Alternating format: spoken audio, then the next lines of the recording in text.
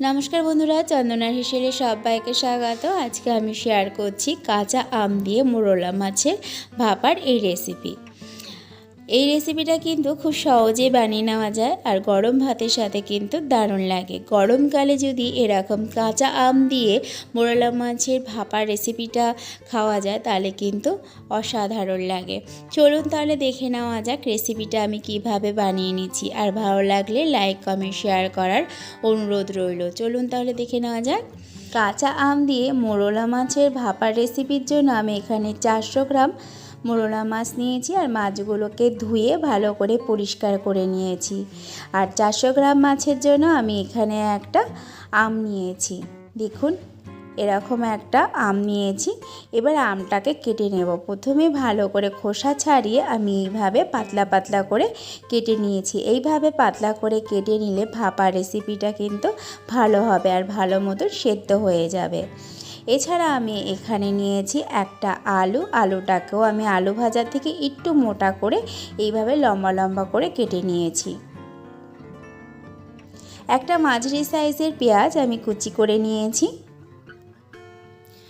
আর নিয়েছি এখানে আমি 2 চামচ কালো সর্ষে আগে থেকে ভিজিয়ে রেখেছিলাম।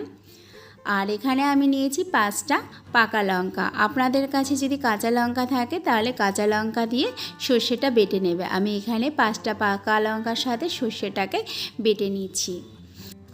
এবার আমি যে পাত্রে ভাপা রেসিপিটা বানাবো সেই পাত্রের মধ্যে আমি প্রথমে মোরলা মাছগুলোকে নিয়ে নিলাম। এবার আমি পাতলা পাতলা করে কেটে রাখা আমের মধ্যে দিয়ে দিচ্ছি। এবারে আমি আগে থেকে কেটে রাখা আলু এর মধ্যে দিয়ে দিলাম আর দিয়ে দিচ্ছি পেঁয়াজ কুচি।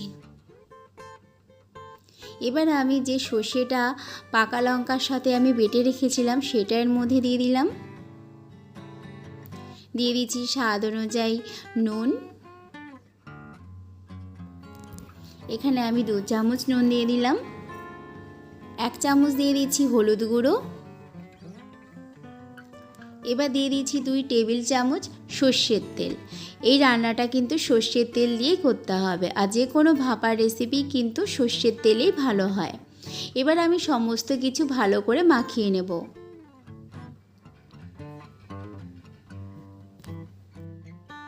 সমস্ত কিছু ভালো করে মাখিয়ে নেওয়ার পর এখানে আমি 1/2 চামচ চিনি দিচ্ছি। চিনি দিলে পরে এই রেসিপিটা কিন্তু খেতে দারুণ লাগবে। আর যারা চিনি পছন্দ করে না তারা কিন্তু স্কিপ করতে পারে। এইভাবে আমি চিনি দেওয়ার পর আরও একটু মাখিয়ে নিচ্ছি। সমস্ত কিছু ভালো করে মাখিয়ে নেওয়ার পর এখানে আমি দিয়ে দিচ্ছি লঙ্কা। এখানে আমি 4টে লঙ্কা দিয়ে দিলাম। লঙ্কা দিয়ে ঢাকনা চাপা দিয়ে আমি 5 মিনিটের জন্য রেস্টে রেখে দিলাম। 5 মিনিট পর আমি এটা ভাপিয়ে নেব। তার জন্য কড়াইতে আমি 1 কাপ জল গরম করতে বসিয়ে দিলাম। জল যখন গরম হয়ে গেছে এবার আমি বাটিটা এর মধ্যে দিয়ে দিচ্ছি। জল কিন্তু এখানে বেশি দেওয়া যাবে না, কারণ বেশি জল দিলে পরে যখন ফুটে উঠবে তখন কিন্তু বাটির ভেতরে জল চলে যাবে। তাই এই জলের পরিমাণটা কিন্তু খুবই কম দিতে হবে। এবার ঢাকনা চাপা দিয়ে মাঝারি আঁচে আমি 20 মিনিট মতন এটা রান্না করে নেব। দেখুন 20 মিনিট হয়ে গেছে। এবার গ্যাসটাকে বন্ধ করে দিচ্ছি। ঢাকনাটাকে আমি তুলে নিলাম। এটা খুবই গরম, এটা তোলা যাবে না, তাই ঢাকনা চাপা দিয়ে পাত্রটাকে ঠান্ডা করে নেব।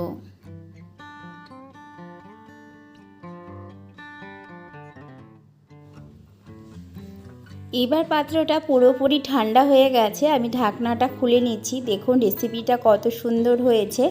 আমি চেক করে নিচ্ছি আলু আর আমটা সেদ্ধ হয়েছে কিনা। দেখুন আলু আর আম কিন্তু ভালো মতন সেদ্ধ হয়ে গেছে আর এটা গরম ভাতের সাথে কিন্তু খেতে দারুণ লাগে। রেসিপিটা সম্পূর্ণ হয়ে গেছে। তাহলে আজকে এই পর্যন্তই। দেখা হবে পরের ভিডিওতে। ভালো থাকবেন, সুস্থ থাকবেন আর আমার ভিডিও দেখার জন্য অসংখ্য ধন্যবাদ। নমস্কার।